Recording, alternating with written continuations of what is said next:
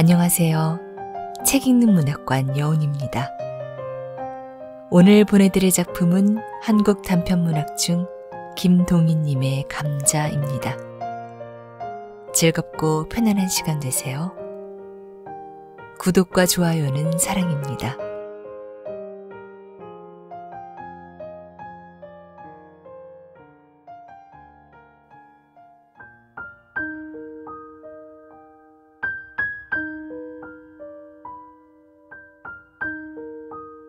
감자, 김동인.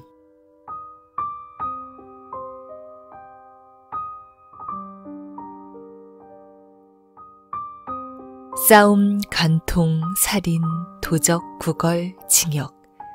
이 세상의 모든 비극과 활극의 근원지인 칠성문박 빈민굴로 오기 전까지는 복녀의 부처는 산업공상의 제2위에 드는 농민이었었다. 복녀는 원래 가난은 하나마 정직한 농가에서 규칙 있게 자라난 처녀였었다. 이전 선비의 엄한 규율은 농민으로 떨어지자부터 없어졌다 하나, 그러나 어딘지는 모르지만 딴 농민보다는 좀 똑똑하고 엄한 가율이 그의 집에 그냥 남아 있었다. 그 가운데서 자라난 복녀는 물론 다른 집 처녀들과 같이 여름에는 벌거벗고 겨울에서 몇 감고 바짓바람으로 동리를 돌아다니는 것을 예사로 알기는 알았지만, 그러나 그의 마음속에는 막연하나마 도덕이라는 것에 대한 저품을 가지고 있었다. 그는 15살 나는 해에 동리 호라비에게 80원에 팔려서 시집이라는 것을 갔다. 그의 새서방이라는 사람은 영감이라는 편이 적당할까? 그보다 20년이나 위로서 원래 아버지의 시대에는 상당한 농군으로서 밭도 몇 마지기가 있었으나 그의 대로 내려오면서는 하나둘 줄기 시작하여서 마지막에 복녀를 산 80원이 그의 마지막 재산이었었다. 그는 극도로 게으른 사람이었었다. 동리 노인들의 주선으로 소작 밖에나 얻어주면 종자만 뿌려둔 뒤에는 후치질도 안 하고 김도 안 매고 그냥 내버려 두었다가는 가을에 가서는 되는 대로 거두어서 금년은 흉년이네 하고 전주집에는 가져도 안 가고 자기 혼자 먹어버리고 하였다. 그러니까 그는 한 밭을 이태를 연하여 붙여본 일이 없었다. 이리하여 몇 해를 지내는 동안 그는 그 동리에서는 밭을 못 얻으리만큼 인심을 잃고 말았다. 복녀가 시집을 간 뒤 한 3, 4년은 장인의 덕택으로 이렁저렁 지나갔으나 이전 선비의 꼬리인 장인은 차차 사위를 밉게 보기 시작하였다. 그들은 처가에까지 신용을 잃게 되었다. 그들 부처는 여러 가지로 의논하다가 할 일 없이 평양성 안으로 막벌이로 들어왔다. 그러나 게으른 그에게는 막벌이나마 역시 되지 않았다. 하루 종일 지게를 지고 연광정에 가서 대동강만 내려다보고 있으니 어찌 막벌이인들 될까. 한 서너 달 막벌이를 하다가 그들은 요행 어떤 집 막간살이로 들어가게 되었다. 그러나 그 집에서도 얼마 안 하여 쫓겨나왔다. 복녀는 부지런히 주인집 일을 보았지만 남편의 게으름은 어찌할 수가 없었다. 매일 복녀는 눈에 칼을 세워가지고 남편을 채근하였지만 그의 게으른 버릇은 개를 줄 수는 없었다. 뱃섬 좀 치워달라고요. 남 졸음 오는데 님자 치우시관. 내가 치우나요? 20년이나 밥 먹고 그걸 못 치워? 에이구, 각 죽구나 말디. 2년 뭘? 이러한 싸움이 그치지 않다가 마침내 그 집에서도 쫓겨나왔다. 이젠 어디로 가나. 그들은 할 일 없이 칠성문박 빈민굴로 밀려 나오게 되었다. 칠성문 밖을 한 부락으로 삼고 그곳에 모여있는 모든 사람들의 정업은 거라지요. 부업으로는 도적질과 자기네끼리의 매음, 그 밖에 이 세상의 모든 무섭고 더러운 죄악이었었다. 복녀도 그 정업으로 나섰다. 그러나 19살의 한창 좋은 나이의 여편네에게 누가 밥인들 잘 줄까? 젊은 거이 거랑질은 왜? 그런 소리를 들을 때마다 그는 여러 가지 말로 남편이 병으로 죽어가거니 어쩌거니 핑계는 되었지만 그런 핑계에는 단련된 평양 시민의 동정은 역시 살 수가 없었다. 그들은 이 칠성문 밖에서도 가장 가난한 사람 가운데 드는 편이었다. 그 가운데서 잘 수입되는 사람은 하루에 5리짜리 돈푼으로 이런 7, 80전의 현금을 쥐고 돌아오는 사람까지 있었다. 극단으로 나가서는 밤에 돈벌이 나갔던 사람은 그날 밤 400여 원을 벌어가지고 와서 그 근처에서 담배 장사를 시작한 사람까지 있었다. 복녀는 19살이었다. 얼굴도 그만하면 빤빤하였다. 그 동리 여인들의 보통 하는 일을 본받아서 그도 돈벌이 좀 잘하는 사람의 집에라도 간간 찾아가면 매일 5, 60전은 벌 수가 있었지만 선비의 집안에서 자라난 그는 그런 일은 할 수가 없었다. 그들 부처는 역시 가난하게 지냈다. 굽는 일도 흔히 있었다.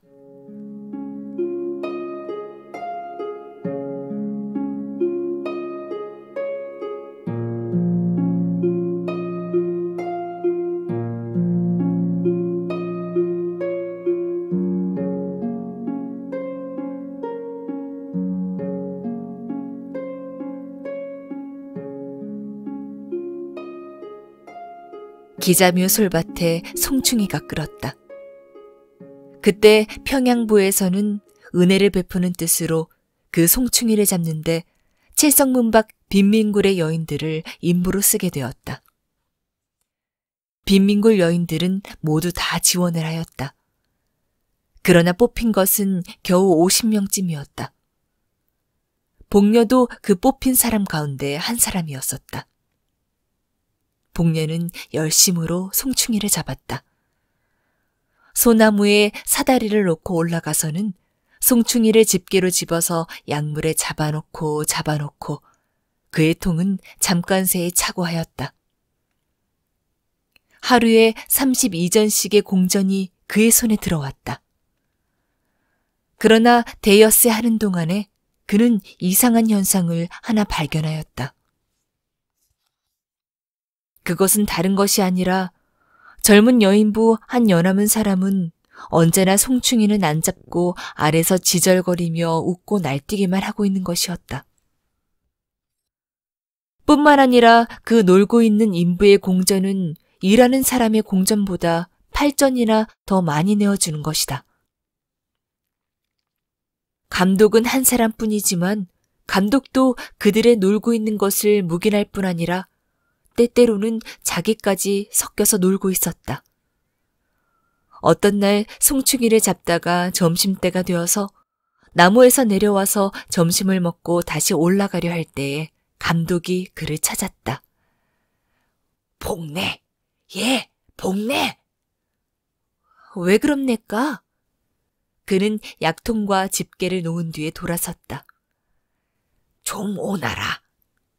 그는 말없이 감독 앞에 갔다. 예, 너 대 뒤 좀 가보디 않겠니? 뭘 할래요? 글쎄 가야. 가디오 형님. 그는 돌아서면서 인부들 모여있는 대로 고함쳤다. 형님도 값세다 가래. 싫다 얘. 둘이서 재미나게 가는데 내가 무슨 맛에 가갔니? 복녀는 얼굴이 새빨갛게 되면서 감독에게로 돌아섰다. 가보자. 감독은 저편으로 갔다. 복녀는 머리를 수그리고 따라갔다. 복내 좋겠구나. 뒤에서 이러한 고함 소리가 들렸다. 복녀의 숙인 얼굴은 더욱 발갛게 되었다.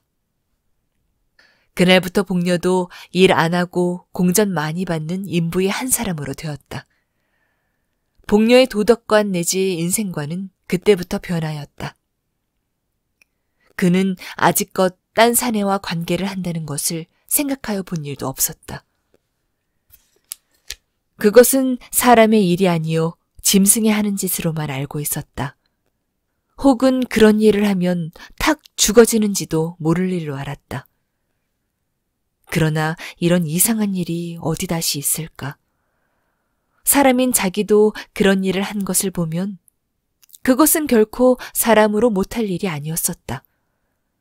게다가 일 안 하고도 돈 더 받고 긴장된 육회가 있고 빌어먹는 것보다 점잖고 일본 말로 하자면 삼박자 같은 좋은 일은 이것뿐이었었다.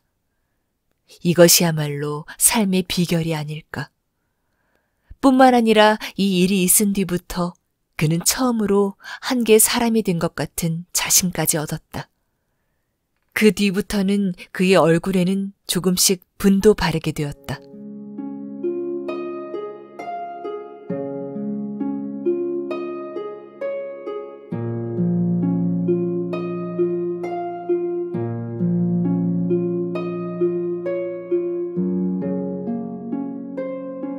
(1년이) 지났다. 그의 처세의 비결은 더욱더 순탄히 진척되었다. 그의 부처는 이제는 그리 궁하게 지내지는 않게 되었다. 그의 남편은 이것이 결국 좋은 일이라는 듯이 아랫목에 누워서 벌신벌신 웃고 있었다. 복녀의 얼굴은 더욱 예뻐졌다. 여보, 아주바니, 오늘은 얼마나 벌었어? 복녀는 돈 좀 많이 번 듯한 거라지를 보면 이렇게 찾는다. 오늘은 많이 못 벌었어다. 얼마? 도무지 13원이야?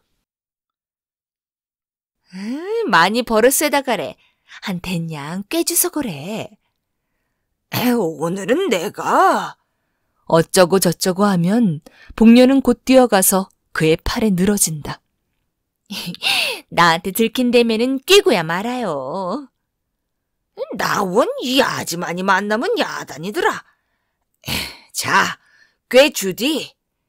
그 대신, 알아있디? 나 몰라요. 모르면 안 줄 테야. 글쎄 알았대도 그런다. 그의 성격은 이만큼까지 진보되었다. 가을이 되었다. 칠성문 밖 빈민굴의 여인들은 가을이 되면 칠성문 밖에 있는 중국인의 채마밭에 감자며 배추를 도적질하러 밤에 바구니를 가지고 간다. 복녀도 감자깨나 잘 도적질하여 왔다.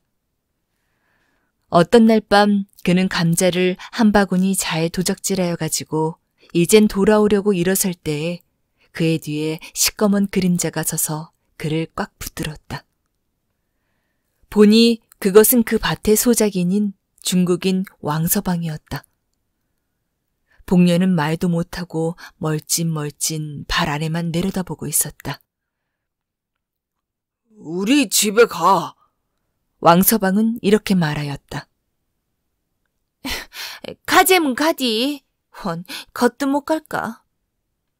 복녀는 엉덩이를 한번 획 두른 뒤에 머리를 젖히고 바구니를 저으면서 왕서방을 따라갔다.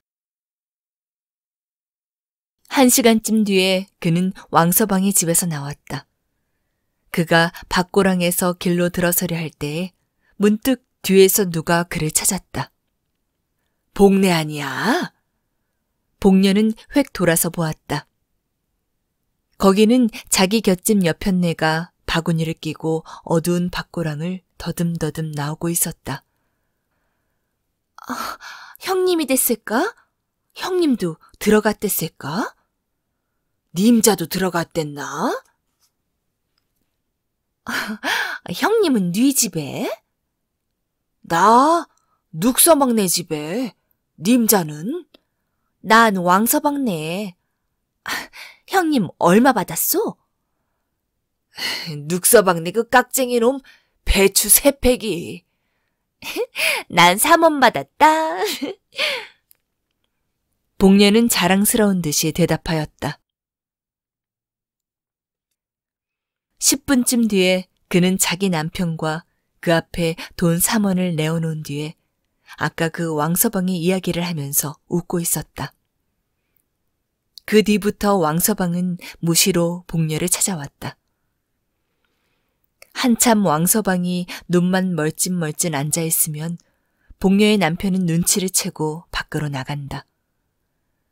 왕서방이 돌아간 뒤에는 그들 부처는 1원 혹은 2원을 가운데 놓고 기뻐하고 하였다. 복녀는 차차 동리 거지들한테 애교를 파는 것을 중지하였다. 왕서방이 분주하여 못 올 때가 있으면 복녀는 스스로 왕서방의 집까지 찾아갈 때도 있었다. 복녀의 부처는 이제 이 빈민굴의 한 부자였었다. 그 겨울도 가고 봄이 이르렀다. 그때 왕서방은 돈 100원으로 어떤 처녀를 하나 마누라로 사오게 되었다. 복녀는 다만 코웃음만 쳤다. 복녀 강짜하겠구만. 동리 여편네들이 이런 말을 하면 복녀는 흥하고 코웃음을 웃고 하였다. 내가 강짜를 해? 그는 늘 힘있게 부인하고 하였다. 그러나 그의 마음에 생기는 검은 그림자는 어찌할 수가 없었다. 이놈 왕서방, 내 두고 보자. 왕서방의 색시를 데려오는 날이 가까웠다.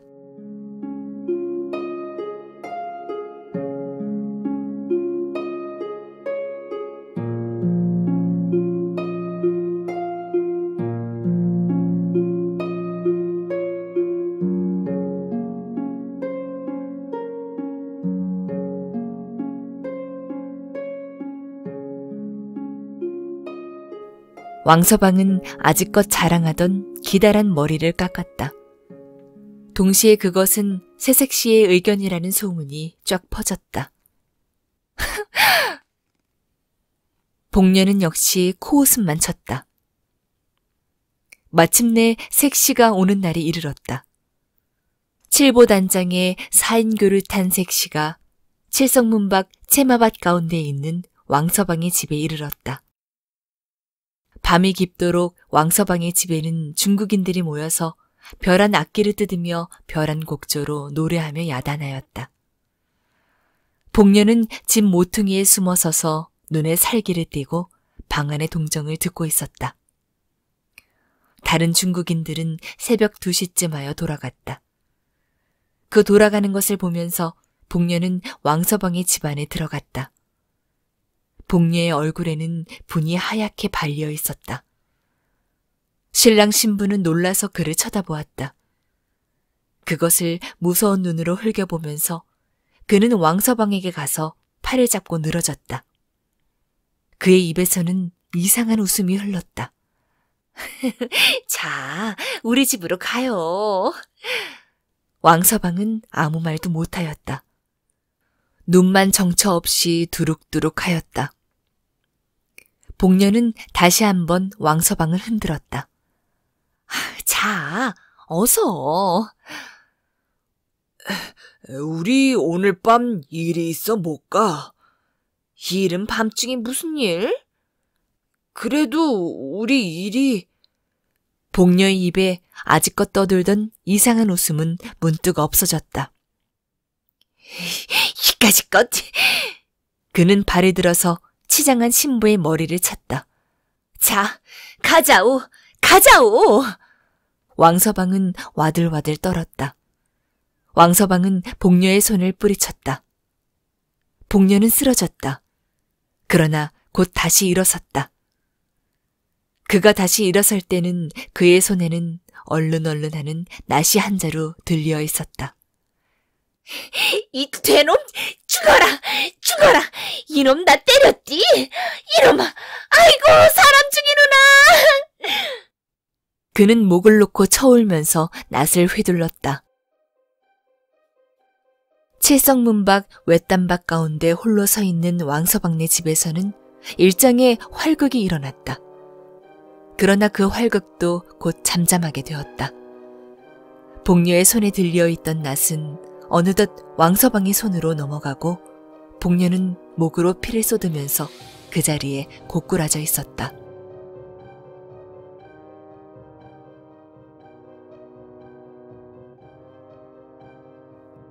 복녀의 송장은 사흘이 지나도록 무덤으로 못 갔다. 왕서방은 몇 번을 복녀의 남편을 찾아갔다. 복녀의 남편도 때때로 왕서방을 찾아갔다. 둘의 새에는 무슨 교섭하는 일이 있었다. 사흘이 지났다. 밤중에 복녀의 시체는 왕서방의 집에서 남편의 집으로 옮겨졌다. 그리고 그 시체에는 세 사람이 둘러앉았다. 한 사람은 복녀의 남편, 한 사람은 왕서방, 또 한 사람은 어떤 한방 의사. 왕서방은 말없이 돈주머니를 꺼내어 10원짜리 지폐 석장을 복녀의 남편에게 주었다. 한방이의 손에도 10원짜리 2장이 갔다. 이튿날 복녀는 뇌일혈로 죽었다는 한방이의 진단으로 공동묘지로 실려갔다.